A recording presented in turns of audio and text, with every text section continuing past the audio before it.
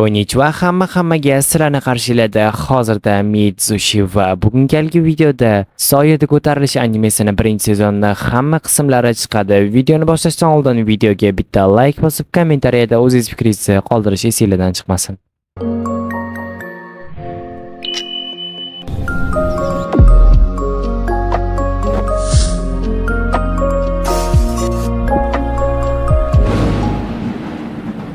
Anime Nishino ismli qizi hayotidan boshlanadi. Nishino ko'p insonlarni yomon ko'rardi, lekin hammaga kulib yurardi. Yana u Kageno ismli odamni o'lgidek yomon ko'rardi. Kagenoga kelsa, u o'z xayollari bilan yurardi va hammadan uzoqda edi. Hatto uni baholari ham yaxshi emas edi. Kageno aslida sehr haqidagi kitoblarni o'qirdi. To'g'ri, bu hayotda umuman sehr yo'q, lekin u bunga qiziqardi. Bir kuni Nishino uyga ketayotgan paytda nimagadir uni haydovchisi kelmadi. Kageno bu paytda uni tepadan kuzatib turayotgan edi. U oxiri piyoda ketishga majbur bo'lgan edi, lekin uni o'g'irlab ketishdi. Kageno buni ko'rdi, lekin bir chetda bezrayib turdi. Ozgina animega stop, chunki bir gapim bor. Animerasiz hayot juda ham zerikarli. Ammo O'zbekistonda yaxshi yozuvchi ham yo'q deb o'ylaysiz, juda ham katta xato qilasiz. Chunki bizda Aniblauz bor. Shu sababli Aniblauz o'tkazib oling. Albatta hech qachon bu aytgan narsamga achinmaysizlar. U uyg'onganda bo'lsa, ikkita ahmoq bir-biri bilan urushib o'tiruvdi. Bizning qahramonimiz bo'lsa, qizni qutqargani keldi. O'rgimchak odam kiyimiga puli yetmagan ekan, afsuski oddiy kiyimda qutqarishga qaror qildi. Bizning qahramonimiz devorga tirmashib chiqib, oxiri sakrab pastga tushdi. U o'zini zamonaviy qotilman deb tanishtirib, ikkalasini abjag'ini chiqardi. Lekin bitta mol bo'lsa, bittada taslim bo'lmadi. Bizani yemagan o'rgimchak odamimiz bo'lsa, faqatgina ular bilan emas, ko'p odamlar bilan jang qilgan ekan. Kageno oxirida uni vahshiylarcha o'ldirdi. Qizga keyingi safar ehtiyot bo'l dedi, ketdi. Ertasi kuni nimagadir Kagenoni kamaz urib ketdi. Kageno yoshligidan hamma kabi qahramon bo'lish xohlardi. Lekin uning isteklari katta bo'lganda ham saqlanib qoldi. U yoshligidan juda ham ko'p jang sportlariga qatnashgan edi va uni maqsadi ham qahramon bo'lish edi. Lekin insonlar qudratining chegarasi bor. Ya'ni ular qo'lidan kelsa, bor yo'g'i 5 ta harbiyga bas kela olishi mumkin. Masalan, tepadan atom bombasi keladigan bo'lsa, ular bor yo'g'i o'lib ketishadi. Hech qanaqasiga ham qochib bo'lmaydi. Kageno inson chegarasidan o'tish holati xuddi atom bombasidek bo'lish. Lekin buni noldan qilish kerak edi. Chunki u boshqa dunyoda qaytadan tug'ilgan edi.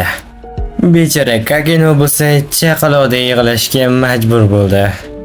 Ammo shu bilan birga u katta kuchga ega bo'lgan edi.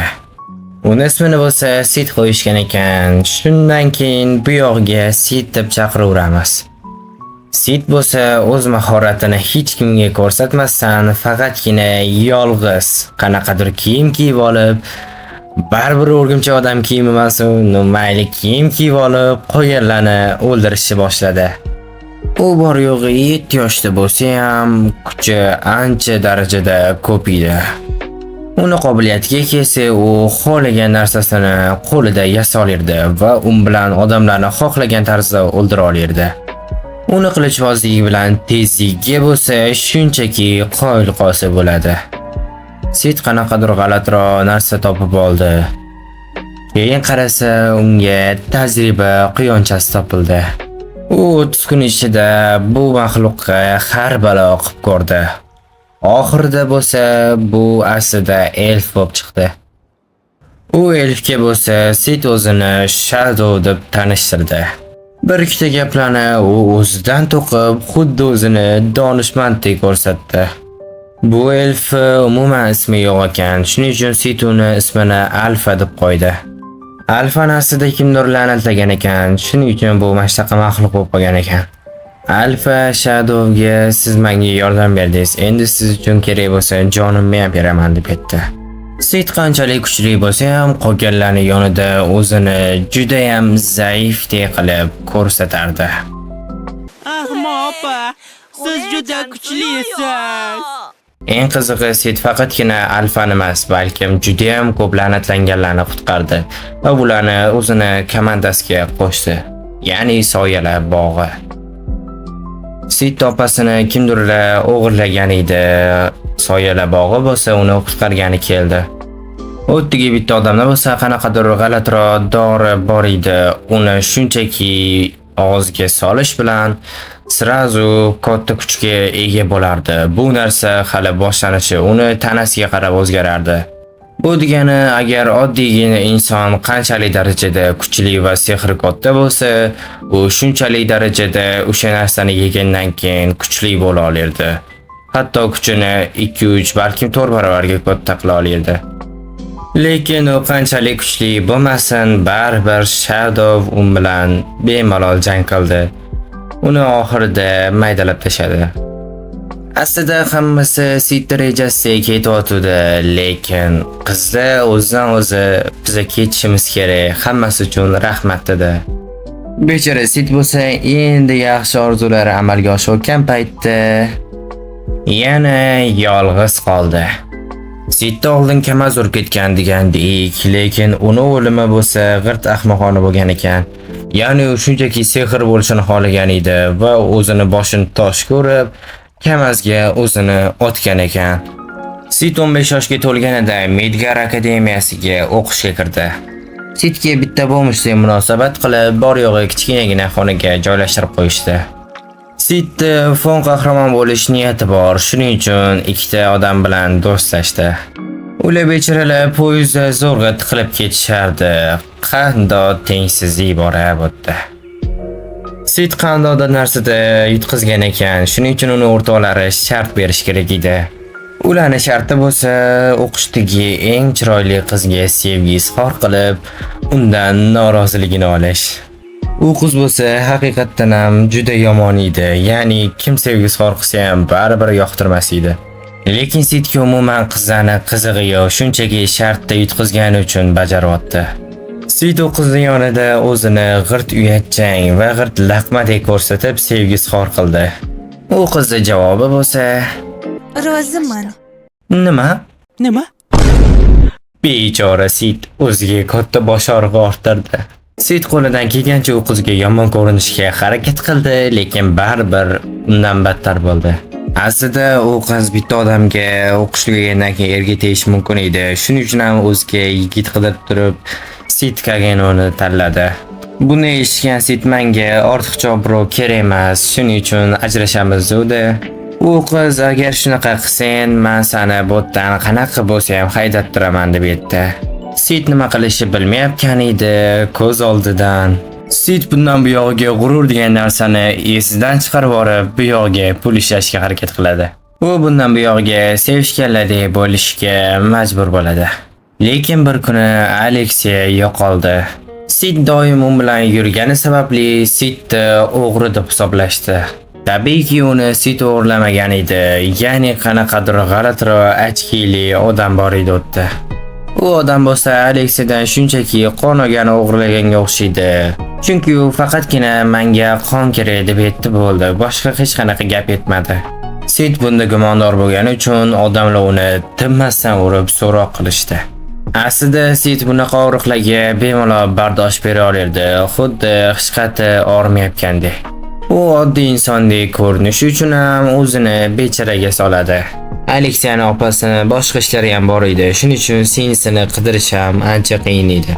Shuning uchun ham u singlisidan anchagina uzoqlashib ketgandek his qilardi. Boyagi ko'zoynakli bo'lsa, bechora Aleksiyadan har kuni qon olardi. Sid 5 kundan beri polni kaltayib, hamma yog'i qonab, oxiri chiqdi.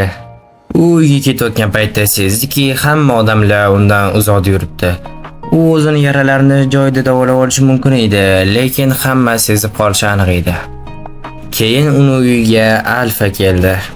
soya bog'i ajralib ketmagan ekan, teskarisi ular ko'payishibdi, ya'ni ko'p a'zolar la'natdan chiqarib o'zlariga qo'shib olishgan. Yana Sidga bir ikkita qanaqadir ma'lumotlar berdi-da, Alfa ketdi. O'sha kuni kechasi soyalar bog'i haqiqatan ham o'zini ko'rsatadigan payt keldi. Ko'zoynakli qarorgohini o'sha odamlar topishdi. Shuning uchun ham u bor qonni olib keldi-da, bitta maxluqqa sanchdi, ya'ni anchadan beri saqlab turayotgan maxluqqa. U maxluq quvvatga to'lgandan keyin bo'lsa ko'zoynakni o'ldirdi, lekin Aleksiyani qo'yib yubordi. Shu bilan u maxluq tashqariga qarab otilib chiqdi. Aleksiya endi hammasidan qutuldim deb ketayotdi, lekin uni Zenon ismli o'qituvchisi to'xtatdi. Aslida ham Aleksiyani Zenon shu yoqqa olib kelgan ekan. Uni qonini olish uchun. Aleksiya uni gapini eshitgandan keyin bilardim o'zi san tvarligingni dedi. Keyin uni o'ldirishga harakat qildi. Endi o'qituvchi bo'lgandan keyin yutadi. Bu paytda bo'lsa nihoyat Shadow yetib keldi. Boshida Zenon Shadowga juda ham kam baho berdi. Lekin Shadowga uni zarbalari yetib kelmadi ham. Maxluq bu paytda askarlar bilan kurashish bilan ovora edi. Aleksiyaning opasi aslida eng kuchli askarlardan edi. Aytgancha, uni ismi Eris. Keyin u sehr ishlatishni ham juda ham yaxshi bilardi. Shuning uchun maxluqqa bitta zarbada parchalab tashadi. Eris qanchalik darajada kuchli bo'lmasin, baribir Alfa undan kuchliroq edi. Chunki Alfa o'z sehrini ishlatib, o'sha maxluqqa la'natini olib tashadi. O'zi bu maxluq oldinlari inson bo'lgan ekan. Eris Alfaga bir ikkita savollar berdi, lekin Alfa bo'lsa shunchaki biza soyalar bog'imiz dedi-da ketdi. Soya urushayotgan paytda gapirmasaydi ham, shunchaki uni dushmanni qanchalik darajada kuchliligini tekshirardi. Shadow Zenonni pashti yutgandi. Shunchaki qilichini bitta aylantirib olsa bo'ldi edi. Yana bitta qiziq tarafi bo'lsa, o'sha qizil tabletkalar hatto Zenonda ham bor ekan. O'sha boshida aytganimdek, o'sha tabletka hammaga har xil ta'sir qiladi. Kuchlilarga kuchini 4 barobar oshiradi. Kuchsizlar bo'lsa, bundan hatto o'lib qolishadi. To'g'ri, u ancha kuchli bo'lishi mumkin, lekin Shadow bilan tenglash uchun bu juda kam. Nihoyat Shadow o'z kuchini ko'rsatishni boshladi. U ma'lum bir chegarani belgiladi va tepadan bomba tushganda tirik qolish uchun insonning o'zi ham yadroviy bomba kabi bo'lishi kerak.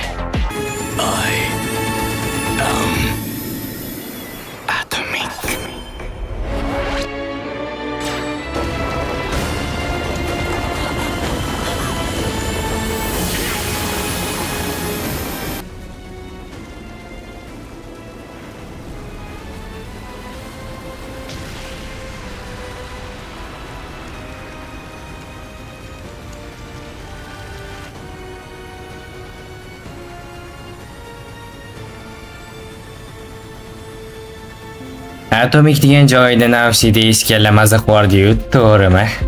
Hammasi tugagandan keyin Sidga Aleksiya bitta taklif etdi. Biza baribir anchadan beri sevishganlar bo'ldik, balkim bu yoqqa ham bo'larmiz degan edi. Sid bo'lsa bunga mana shunaqa deb javob berdi. Bechora qizni yuragi sindi. Keyin Sidni o'ldirdi. Xavotir olmasanglar bo'ladi, Sid hali tirik. Sid tirik ekan, hali anime davom etadi. Shunchaki sizlar like bosinglar. O'tgan safargi voqeadan keyin Sid jigarlariga biz shunchaki o'sha qiz bilan ajrashdik deb aytdi. Eng qizig'i bu yerda hech qayerda sotilmaydigan shokoladlar ham bor ekan, ya'ni Mitsubishi degan kompaniyada. Qo'yilmaning o'rta asrda shokoladlar ham ishlab chiqarish boshlashibdi. Bu ikkitasi bo'lsa qizlarga shokolad berib ularni o'ramoqchi. Sid ham sheriklarga qo'shilib shokolad olib kelgani ketdi. O'tgan galgi vayrongarchilikdan keyin odamlar qanaqadir narsa topib olishibdi. O'sha matohni bitta qizga bu nimaligini va qanaqaligini bilish uchun berishdi. Boshida u buni qila olmasligi mumkin deb aytgan edi, lekin uni otasi bunga ko'ndirdi. Sid Mitsubishi degan kompaniyani unchalik g'alatiligiga hayron qoldi. Ya'ni ularning hammasi uni o'tgan hayotidek zamonaviy edi. Keyin bir qiz kelib Sidni so'rovnoma qilish uchun olib ketdi.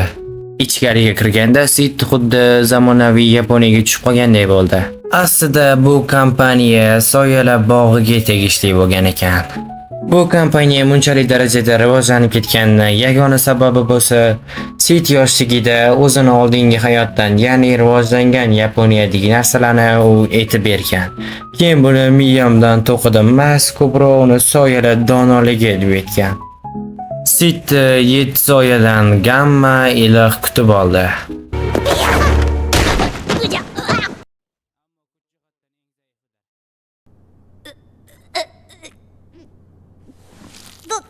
Sid taxtga o'tirgandan keyin bo'lsa o'zini haqiqiy hukmdordek his qildi. Shu paytgacha Gamma 1 milliard zen yig'ib qo'ygan ekan. Buni ko'rgan Sid bir ikkita gapim shunchalik foyda berdimi deb hayron qoldi. U shaharda soyalar bog'i deb o'zini ismini qo'yib olgan yana boshqa insonlar ham paydo bo'ldi. Bu ma'lumotni eshitgandan keyin Sid ketayotdi, keyin shikolat olish esdan chiqqani esiga tushib qoldi. Shu joyda Sid sekingina bitta tangani o'ziga oldi. O'ziga soyalar bog'i deb nom qo'yib olgan insonlarga kelsa, Sid buni Aleksiya deb o'yladi. Chunki u o'tgan safar Sidni bor yo'g'i o'ldirib ketgan edi. Sid qattiqdir jang bo'layotganini sezdi, keyin sekingina bahona qilib ketvormoqchi bo'ldi. Uni bahonasi bo'lsa, meni juda ham qornim og'riyapti. Agar sizlar bilan ketsam, ishtonimga qilib qo'yaman. Bu juda jiddiy sabab. Bu sana g'ururing va akademiya o'rtasidagi tanlov. Ketinglar! Yuguringlar!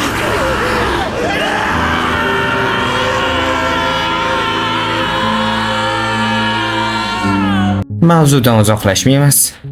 Aniq bo'ldiki, bunga Aleksiya aybdor emas ekan. Soya u odamlardan bittasini o'ldirib, bittasini so'roq qilishga qoldirdi. Aslida o'zini soyalar bog'iman deb atayotgan boshqa odamlar shunchaki soyalar bog'ini yo'q qilmoqchi ekan. Ertasi kuni Sid poyezdga ketayotgan paytda hamma Sidga qarab, bu ishtoniga bajarib qo'ygan bola-ku deb aytdi, chunki uni o'rtoqlarining ko'ngli bo'sh. Ular qizlarga shikolat berib o'ramoqchi edi, lekin hammasi teskari bo'lib qoldi. Bu paytda Sid kimga shikolatni berishni bilmasdan, yo'lidan chiqqan birinchi qizga shikolatini berib ketdi. U qiz ertasi kuni shikolatni mohiyatini tushungandan keyin Sidni sevib qoldi. Nima ham deya olardik? Bu isekai bo'lsa. Sidni jigarlari bitta joyga Sidni qo'shib qo'yishibdi. U joyda Sid jang qilish kerak edi. Sid urushda hammani yuta oladi, lekin fon qahramoni bo'lishi ham kerak-ku. Ko'p odamlar jangchilarga pul tikib, ko'p pullar topotdi, lekin ikkita odamdan tashqari. Bechoralar endi oy oxirgacha faqat qotgan non yeyishadi. Chunki ular tikkan odam har doim yutqizdi. Sid bu paytda Roza Ariana ismli qiz bilan urushish kerak edi. Nihoyat Sid anchagina yaxshi raqib topdi. Shuncha paytdan beri mashq qilganlarini va shuncha harakat qilganlarini endi samarasi beradigan payt keldi. Shuning uchun ham Sid juda ham chiroyli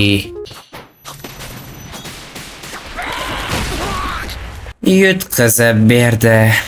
Hamma obro'sini ko'tarmoqchi bo'lsa, Sid kamaytirmoqchi. Chunki qanchalik obro'si kam bo'lsa, insonlar unga e'tibor bermaydi. Sid o'zini juda ham zaif qilib ko'rsatish uchun unga tinmasdan yutqizishga harakat qildi. Roza endi sehr ishlatishni boshlagan paytda hakamni o'zi Sidni yutqizdi deb aytdi. Sidni kasalxonaga olib ketishayotgan paytda u hali ham yengilmadi ham deb baqirib ketdi. Yo'lda ketayotganda Shervi Sidni ko'rib qoldi. Keyin Siddan do'stlashishni so'ragan edi. Sid unga menga farqi yo'q deb aytdi. Shervi unga o'zini otasini tanishtirdi.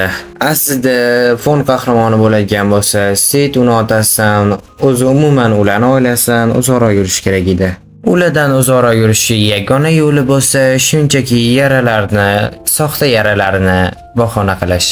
Ertasi kuni Sid o'qishda yon atrofga qarab xayol surib o'tirgan edi, birdan qanaqadir odam, qanaqadir sharri ishga tushirdi.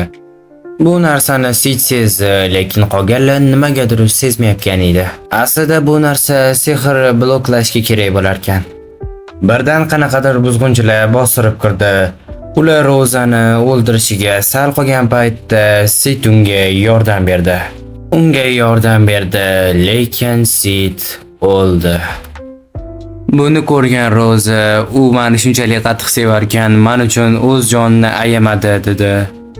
Sid o'lgani uchun bizni anime o'z nihoyasiga yetdi.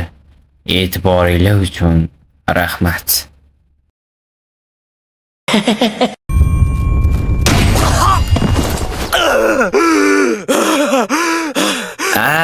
Hali ham tirik ekan. U o'zini yarasini bog'lab qo'yib, tashqariga nima bo'lganini ko'rgani chiqdi. Shervi artefakt bo'yicha hali ham ish olib borayotgan paytda kimdir kelib buni buzishga harakat qildi. Sehr bloklaydigan narsa faqatgina akademiyadagi ta'sir qilardi, lekin terrorchilarga bu bemalol sehr ishlatishga qo'yib berardi. Ular Shervini himoya qilishayotgan paytda Shervi qo'ldan kelgancha qochishga harakat qildi. Aslida terrorchilar hamma yoqni o'rab olgan, shuning uchun o'tdan hech kim qochib keta olmas ekan.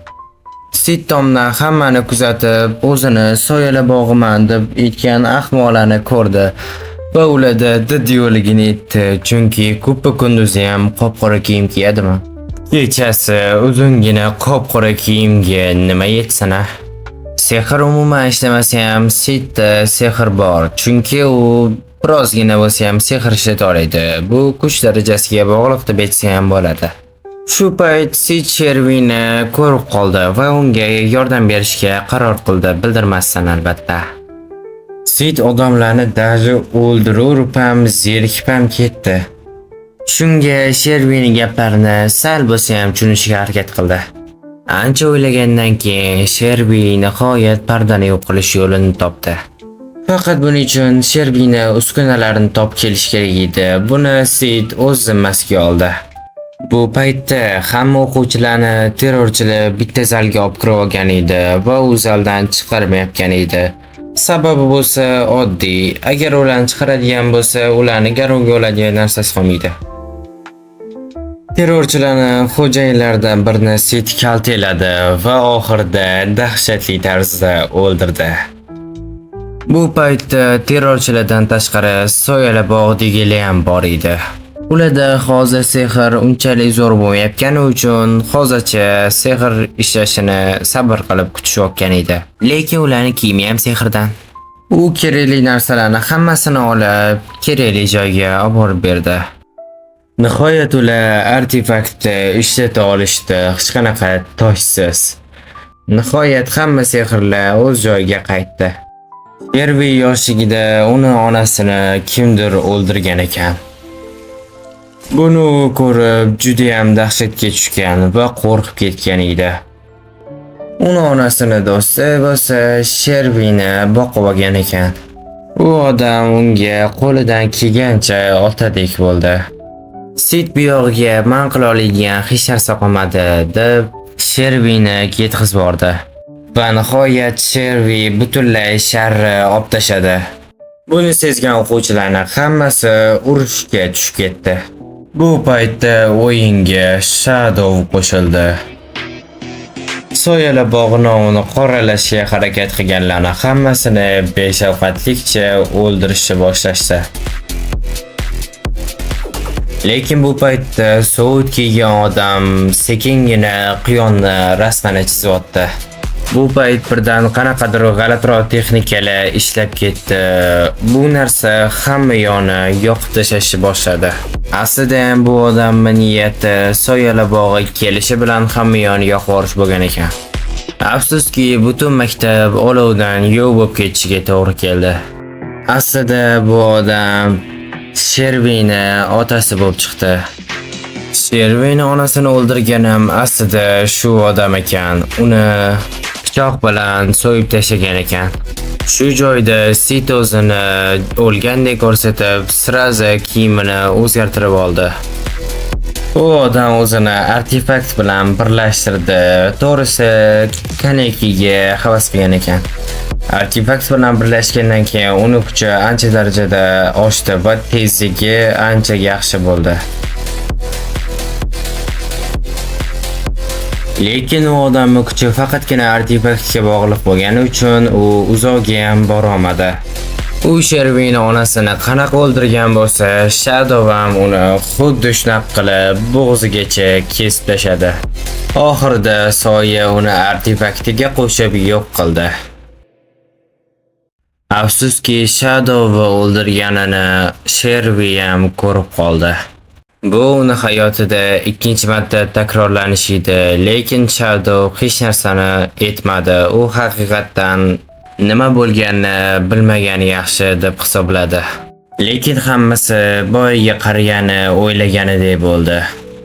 Ya'ni hamma Shadow Akademiyani yoqvordi deb o'yladi. Shuning uchun Soyalar bog'i qirollik dushmaniga aylandi. Maktab yongandan keyingi voqeadan keyin Shervi chet elga ketishini aytdi. Sid nimaligini so'raganda bo'lsa, Shervi shunchaki sir deb aytdi. Aslida bu ta'tilda Sid uyga borish kerak edi, lekin uyga borgisi kelmagani uchun ham hech kimga bildirmaslikka harakat qildi.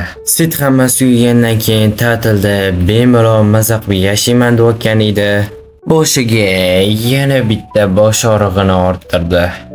Sidga Rozi bundan bu yoqqa bizani hech kim ajrata olmaydi deb poyezdga olib ketdi. Yaxshi hamki uni baxtiga o'sha shaharda Soyalar bog'i sifatida ham ishi bor ekan. Unaqa bo'lmaganda yana o'zini o'ldirardi. Sid 1-2 kun ichida u qizdan qochishga harakat qildi, nimadir qilib qo'ymaslik uchun. Va ular o'sha shaharga yetib borgandan keyin aylanishni boshlashdi. 7 soya a'zosidan biri Natsumi o'zi kitob yozishni boshlagan ekan. Afsuski bu kitoblarni hammasi Sid aytib berganidek ekan. Shunchaki hammasini Sid aytib bergandek ko'chirgan. Nima ham derdik, Soyalar donoligi. Sid ham qiziqib o'sha kitoblardan bittasini olib borib ko'rdi, nima qilar ekan bu deb. Lekin u kitoblarni shunchaki Sid aytib bergandek ko'chirgani uchun ham hafsalasi pir bo'ldi. Beta Sid bergan kitob orqasiga nima yozganiga qiziqqan edi, u topshiriq tafsilotlarini yozgan ekan. Anime davom etishidan oldin ozginagina to'xtab turinglar. Mana kanalimda juda ham ko'p insonlar umuman obuna bo'lmasdan videolarimni ko'ryapti. Baribir ko'ryapsizlar-ku, to'g'rimi? Videolarni, mana shunaqa videolarni ko'proq chiqish uchun shundoqqina podpiska bosib qo'ysanglar, mendan hech nima ketmaydi. Sizlardan ham hech nima ketmaydi menimcha. Bugun shaharda ilohiy sinov bo'lib o'tadigan bo'ldi. Bu sinovda oldindan qatnashga yozilganlar qatnashardi. Oldinlari Olivia ismli bir qahramon butun boshli shaharni qutqarib qolgan ekan. O'sha Oliviaga qarshi urushgan dushmanlarni bu sinovda ruhini chaqirib, ular bilan jang qilish kerak ekan. Lekin ularni hamma ham chaqira olmaydi. Agar u zaif bo'ladigan bo'lsa, umuman chaqiriqga qabul qilinmaydi. Shu bilan ketma-ketin odamlar urushga harakat qilishdi, lekin hammasiga chaqiruv qabul qilinmadi. Bir ikkitasini qabul qilindi, lekin ular yutqizishni boshladi. Keyingisi Medgar Akademiyasi talabasi Sid Kagano. Aslida Rozi Sidni jangchilar qatoriga qo'shib qo'ygan ekan. Agar shu joyda Sid jang qilishga chiqadigan bo'lsa, uni kuchi bilinib qoladi. Chunki uni darajasiga urushadigan sehrgarlar chiqishi mumkin. Lekin agar Sid bu joyda qochib ketadigan bo'lsa, uni opasi o'ldirishi aniq. Sid shu joyda sekingina soya olib, kuchli jangchilardan birini chaqirdi. Uni chaqiruvga Aurora ismli kuchli jodugar keldi. Bu bo'lsa Sid o'z kuchini ko'rsatish uchun eng qulay payt edi. Shadow Pashti o'ziga teng kuchli inson bilan urushidan xursand. Va ular jang qilishni boshlashdi. Aurorani kuchi ham Sidga sal-pal o'xshab ketar ekan.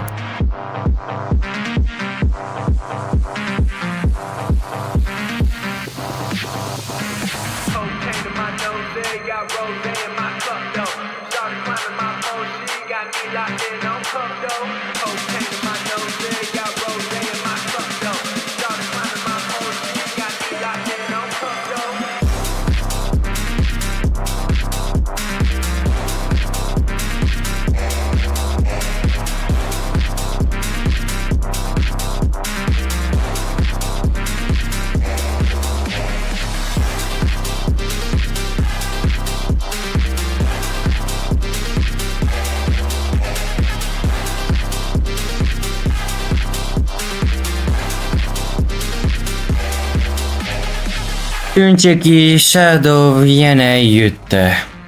Keyin Batmanchasiga ketdi. Bu joyda qanaqa qilibdir birdan g'alatiroq sehrli eshik ochildi. Hammasi tugagandan keyin Sid bir chetda xursand bo'lib o'tirgan edi, o'sha eshik Sidning yoniga borib qoldi. O'tda nima borligini bilmagan Sid u yoqdan bu yoqqa qochishga harakat qildi, lekin u eshik baribir uni orqasidan keldi. U bu ishning foydasizligini tushungandan keyin zerikkandan kirgisi kelib qoldi. Bir narsani bilsa bo'ladiki, eshik faqat Sid yonida emas ekan. Ikkinchi eshik turgan tomonni soyali bog'i o'rab oldi.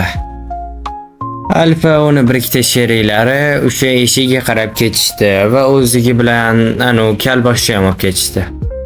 Bu paytdan foydalanib qolganlar ham eshikka qarab ketishdi. U qizlarni ko'rgan Alfa bilganlaringni qillaring dedi. Sid kirgan portal to'g'ri Aurorani yoniga bordi. Aurora qanaqadir boylanib turgan edi. Sid unga yordam berdi. Ularning maqsadi bitta edi, ya'ni ozod bo'lish. Shuning uchun ham ular birga yurishga harakat qilishdi. Yana bitta yomon yangilik bu yoqda sehr ishlamas ekan. Ular hech narsani o'ylamasdan bu joyga yadrosini topishga harakat qilishyapti. Aslida bu ibodatxonada oldin har xil tajribalar qilishgan ekan. Bu yerda ko'pchiligi o'lib ketgan yoki ko'pchiligi la'natga duchor bo'lgan. Ancha vaqt oldin olimlar juda ham kuchli bo'lgan bir maxluqqa chap qo'lini kesib tashlashgan ekan. Va uni qonidan va go'shtidan juda ham kuchli bo'lgan, bizni ko'rgan qizil tabletkani yasashgan ekan. Lekin bu dorining yomon tomonlari ham bor. Buni yomon tomoni ikkita. Birinchisi, bu dori juda ham kam ishlab chiqarilardi. Ikkinchisi bo'lsa, bu dorini hatyobi 1 yilda bir marta yeb turish kerak edi. Hozirgi kungacha 12 ta doira a'zolari bor. Ular kimligiga qiziqishinglar mumkin, lekin bu yerda ma'lumot yo'q. Eng qizig'i, doiraning a'zolaridan biri mana kalbosh ekan. Oxiri u fosh bo'lgandan keyin o'zini kuchini ishlatishga harakat qildi. Uni qobiliyatlari klon bilan jang qilish ekan. Bu paytda Deltani o'zi urushishni boshladi, chunki Alfaning kuchi juda ham kuchli qilib qoladi botga. Delta ham unaqa zaif emas, lekin uni ko'rinishi xuddi bir quturgan mushuk o'xshaydi. Sid qanaqadir jang bo'lgan joyga kelib qoldi. O'tda hamma o'lib yotardi. Lekin o'liklar birdan tirilib ketdi va ular zombiga aylandi. Soyali bog'i 2 ga bo'lingan edi. Ikkinchi tarafi hozirda ma'lumot qidirish bilan ovora. Sid o'tgan hayotidagi katta tajribasi va mashq qilganlari sababli u bemalol zombilarning kallasini uzib tashadi. Sehr bilan bemalol hammasini o'ldirardi, lekin sehr ishlamadi. Ular kerakli joyga borish uchun g'irt Auroraga o'xshagan, o'zi umuman Aurorani yoshligidagi bolani o'ldirishligi kerak edi. Nihoyat ular ibodatxonani markaziga yetib kelishdi. Kalbosh qancha o'lsa ham o'z klonlarini qaytadan tiklay oldi. Lekin bu narsa baribir hech narsaga foyda bermadi. Chunki u bilan Delta urushyapti-ku. Delta o'ziga juda ham katta hajmli qilich yasab, uni klonlarga qo'shib yo'qib tashlashiga sal qoldi. Sid tezroq bu zerikarli joydan ketish xohlagandi. Lekin o'tdan ketish uchun birinchi muqaddas qilichni sug'urish kerak edi. Afsuski, Sid uni sug'ura olmadi. Sid sug'ura olmagandan keyin kayfiyatini sal bo'lsa ham ko'tarish uchun YouTubedan Mitsushi kanalini qidirib, meni videolarimni ko'rib o'tirdi. Delta kalbosh klonlarni yo'qotgan paytda birdan hudud buzilib qoldi. Chunki u bir vaqtda ikkita narsani ushlab tura olmas edi. U yutqizgandan keyin Oliver tashqariga chiqardi. Urush boshlanishiga sal qolgan paytda boshqa yoqqa bo'lingan soyali bog'idagi a'zolari kelib ma'lumotlarni to'plab bo'lganini aytdi. Shu bilan ular ketishdi. Hamma ketgandan keyin u kimdir yadroga kirganini sezib qoldi. Keyin uni yoniga Oliver bilan ketdi. Sid nihoyat o'tdan chiqib ketish yo'lini topdi. Shunchaki unga ozginagina vaqt kerak edi. O'tga birdan kimdir keldi. Sid uni ko'rib, qilich tortadigan qahramonlar avlodidan deb o'yladi. Aslida u Kal? Sid jodugarga yordam bermoqchi bo'lgani uchun endi o'lish kerak ekan. Lekin ular Sid kimligini bilishmaydi. Shuning uchun ham qancha kuchi borligi ham aniq emas. Sid hozir sehr bo'lmagani sababli zo'rg'a uni zarbalarni qaytara olyapti.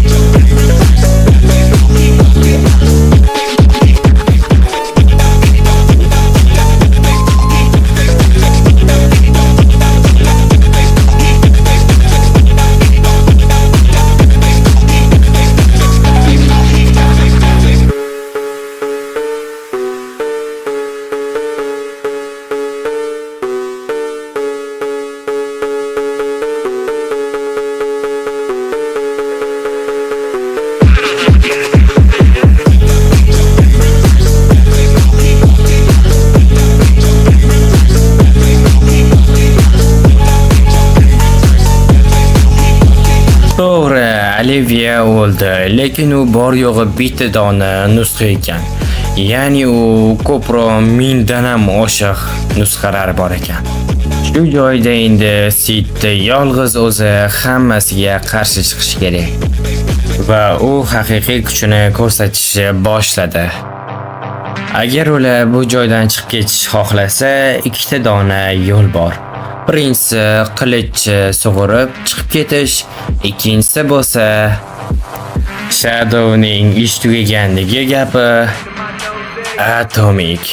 Bu bilan butun ibodatxona yo'q bo'lib ketdi.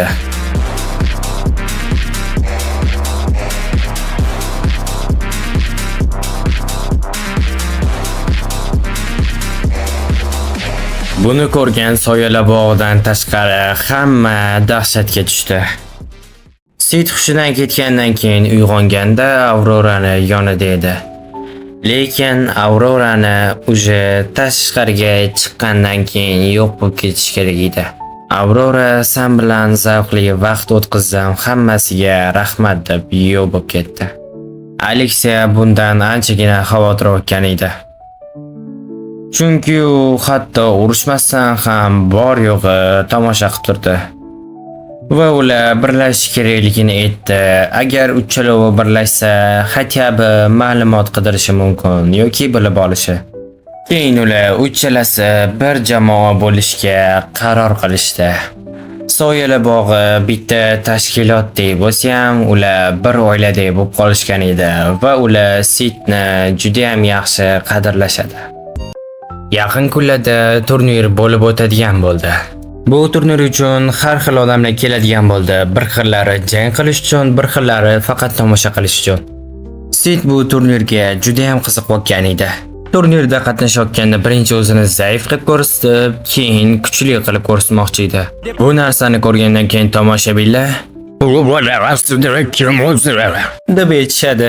Sidning fikricha, Sid Gamman yoniga yordam berish uchun kelgan edi. Sidga kerakli narsa bu o'z yuzini ko'rinishini o'zgartirish edi. Keyin Gamma Sidga turli xil kiyimlar, turli xil qurollar va turli xil yuzlarni ko'rsatdi. Sid bilan orasidan Mundaniman ismli yaqinda o'lgan odamni yuzini tanladi. Uni ko'rinishi ham dangasa, ham juda ham kuchsizdek ko'rinardi. Shuning uchun Sidga aslida ham shu kerak edi. U o'tgan hayotdagi aytib bergan narsalar shunchalik darajada foydasiz deb yuzini ko'rinishini ham o'zgartirib oldi. Keyin eslatib o'taman, bu shunchaki maska, ya'ni yuziga qotirilgan texnika degan gap emas. Sid hamma tomonlama unga o'xshash uchun yurishini ham, uni fikrlashini ham bir xil qilishga harakat qildi. Sid hamma narsani tanlab bo'lib turnirga qarab ketayotgan edi. Uni ilohiy sinovda qatnashgan, ya'ni qadimiy jangchilardan bittasini chaqirgan Anna ismli qiz uni to'xtatdi. Keyin unga "Sen umuman jangga borma, maslahatim bo'lmasam o'lib ketishing mumkin" deb aytdi. Sid unga javoban "Senga gitara emasmi?" U yo'lda ketayotganda oldidan bezorli ham chiqishni boshladi. Uni bemalol o'ldirishi mumkin edi, lekin hozir vaqt emas deb unga tegmadi. Ertasiga u burger olib ketayotgan paytda Rozini uchratib qoldi. Rozeni aytishi bo'yicha u yaqinda turmush qurar ekan. Afsuski, sevgi tarixi boshlanishiga ancha bo'lmasdan tugashi kerak bo'lib qoldi. U aslida yoshligidan madaniyat va san'atga qiziqish kerak edi, lekin u qilishga qiziqqan edi. Shuning uchun ham uni xalqi umuman yoqtirmaydi. Rozeni qilishga qiziqqan sababi uni yoshligida Sid uni qutqarib qolgan edi, lekin yuzini ko'rsatmagan. Sid unga dalda berish uchun senga ishonaman deb bitta burgerini berib ketdi. Sid Yoro ismli do'sti bilan haqiqiy jangdan oldingi urushlarni tomosha qilib o'tirishgan edi. Yoro jangchilarni qanchalik darajada kuchliligiga qarab o'shanga pul tashlash kerakligini o'ylab turdi. Ularni yoniga bitta olifda o'zini yengilmas oltin ajdarho deb tanishtirib kelib qoldi. Ular gaplashib turgandan foydalanib Sid sekingina Mundane manga aylandi. Sid raqibini jangda bitta dona zarba bilan yutqizib qo'ydi. Yengilmas latta ajdarhoni aytishi bo'yicha ertaga Sid bilan u jang qiladi, to'g'rirog'i Mundane man bilan. Sid bir chetda turib Annani reaksiyasini ko'rgandan keyin juda ham xursand bo'lib ketdi. Baribir hammaga boshida kuchsiz odam bo'lib ko'rinib, keyin birdan kuchli bo'lib qolsa, qiziq bo'lsa kerak. Yaqinda esinglarda bo'lsa, Roza turmushga chiqish kerak edi, lekin u erini pichoqlab qochib ketibdi. U aslida yer osti yo'lida qochib yurayotgan edi. U yo'qolgani uchun ham Aleksiya va Natsune uni topishga harakat qilishni boshlashdi. Sid o'zini jangdagi galni kelishini kutib, har xil narsalarni o'ylab qo'ydi. Oxiri nimadir o'ylab topib, sekingina suraverdi. Sid endigina ketayotgan paytda yo'lidan qanaqadir qiz chiqib, "Sandan elflarni hidga otdi, san elflarni taniysanmi?" deb aytdi. Chunki u bitta elf qidirayotgan ekan, xuddi o'ziga o'xshaydigan. Uni alfaga o'xshaganini bilgan Sid, "Yo'q, umuman ko'rmaganman" deb javob berdi. U birdan Sidni o'ldirishga harakat qildi. Sid bu joyda o'zini bor qobiliyati bilan zaifligini isbotlash uchun orqaga qarab sakradi.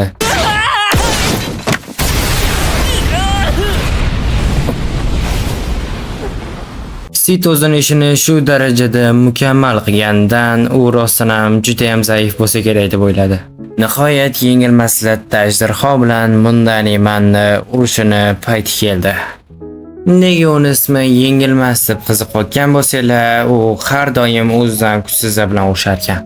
U hali umuman o'zi bilan teng darajali yoki o'zidan katta darajali kuchi bor odamlar bilan urushmagan.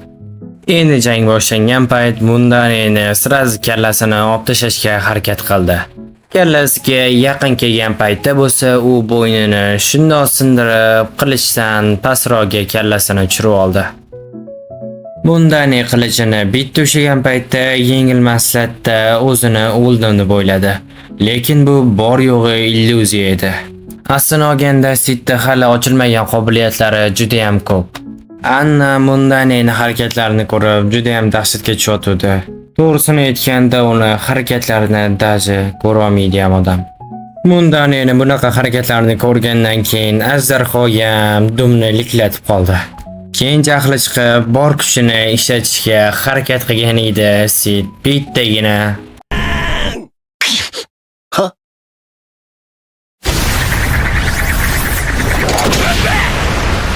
Xo'p, nima ham derdik, Saitama 2 g'alaba qozondi. Mundane ketma-ketin jangchilarni bitta zarba bilan yengib qo'yayotgan edi. Mundanening keyingi raqibi bo'lsa, bu Anna edi. Annani aytishi bo'yicha uni odamlar osonlikcha yenga olmas ekan. Lekin Sid ozginagina fokus ko'rsatib, Annani jang oldidan ozginagina qo'rqitib qo'ydi. Sid odamlarni bitta gap bilan hayron qoldira oladigan narsani o'ylab o'tirgan edi. Yoro chaqirib qolib, Sid ideyalarini bir teng qildi. Yoroning aytishi bo'yicha hozirda Rozeni topgan odamga 500 ming berishar ekan. Sid menga qiziqmas, nima qilsang o'zing qil deb aytayotgan edi. Yo'lda opasiga otganini ko'rib qoldi. U opasini ko'rmaslik uchun sekingina Yoro bilan suraverdi. U yo'lda ketayotganda pianinani ovozini eshitib qoldi. Sid yoshligidan pianino chalishni o'rgangan ekan. O'zi umuman xohlamagan, lekin ota-onasi shunga majburlagan. Endi shu joyda tasavvur qiling, soyalar hukmdori oy nuri ostida pianino chalyapti. U nafaqat kuchli, balkim san'at bo'yicha ham juda ham ko'p narsani biladigan insondek bo'lardi. Sidga aslida oy nuri san'atasi juda ham yoqardi. Bu dunyoda ham shunaqa pianinoning musiqasini eshitgandan keyin sekingina kirib ko'rgan edi. Bu musiqani 7 soya a'zosidan biri Epsilon chalayotgan ekan. Sid yoshligida pianino haqida ham aytib bergan edi. Endi bundan afsuslanyapti. Epsilonning aytishi bo'yicha bu narsani orqasidan ko'p mukofotlar ham olgan ekan.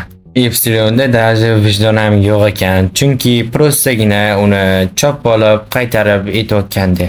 Unga ham oy nuri san'atasini yoqqanini bilgan Sid unga "Sen juda ham go'zalsan" deb maqtab chiqib ketdi. Roziyani qochib ketganiga keladigan bo'lsak, u otasiga qaraganda otasining ahvoli juda ham yomon tarzda edi. Uni bo'lajak yeri va qolganlar ham buni ko'rib kulib turgan edi. Buni ko'rgan Roziyaning jahli chiqib, uni qo'lini yaraladi. Beinotdan bir amallab qochib ketdi.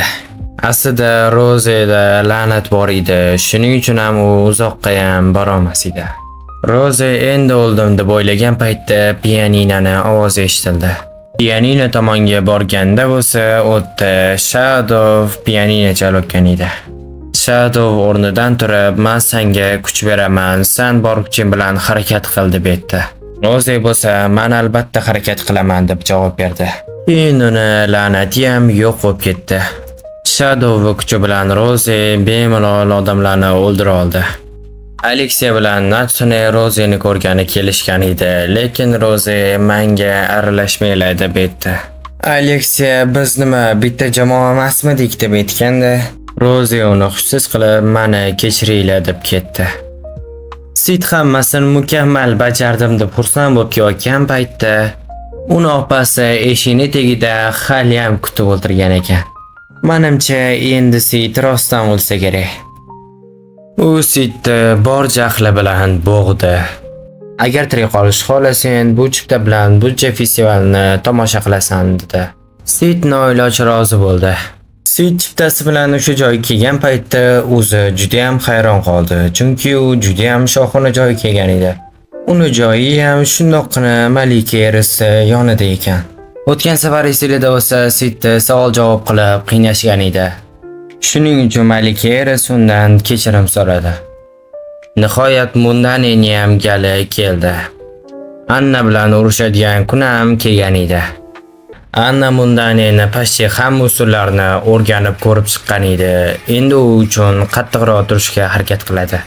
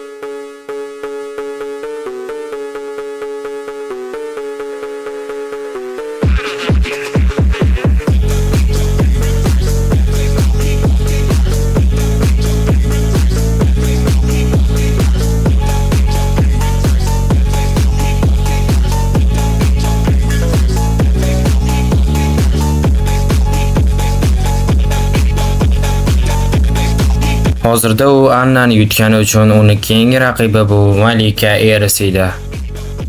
Yana qisqachagina ma'lumot, Malika erisi hozirgacha hech qachon turnirda yutqizmagan.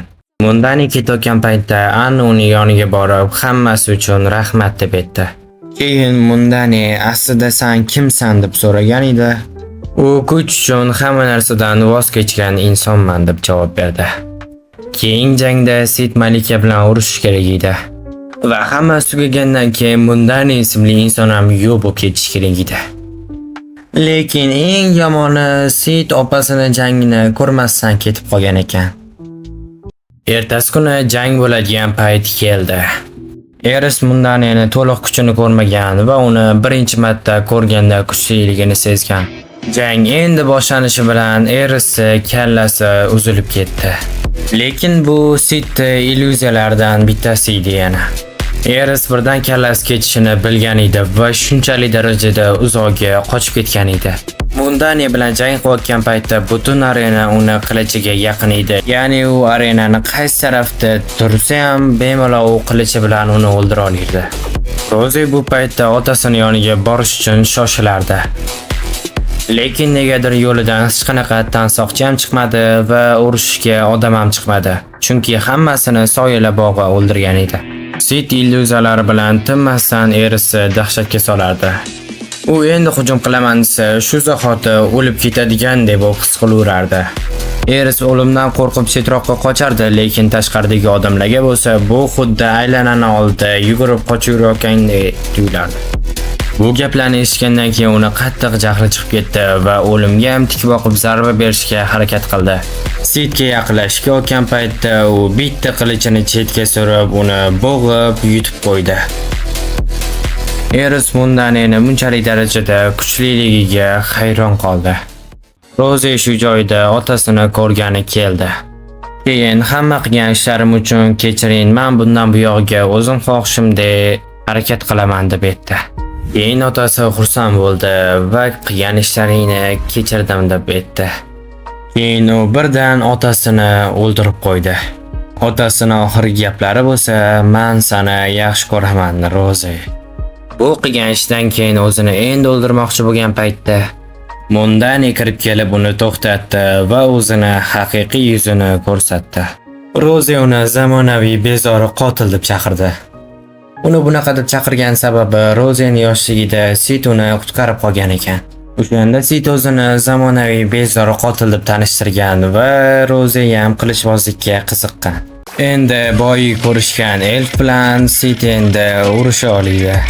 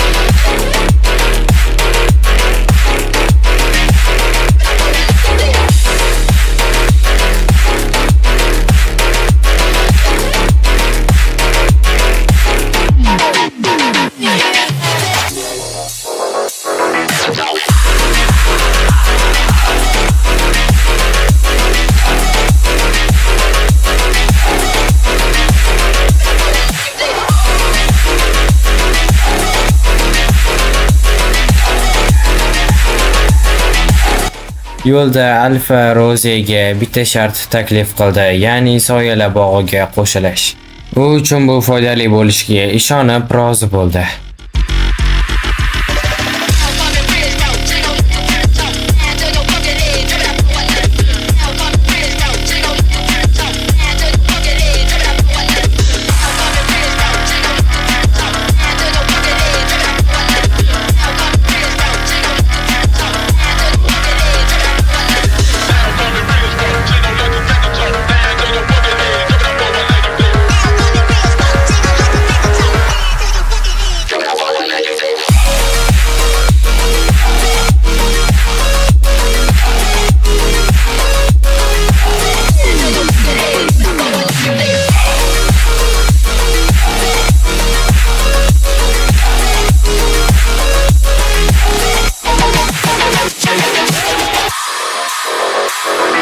Eris so'rg'i o'rnidan turib, endi sen hech qayerga qocha olmaysan, hamma o'zi kelyapti.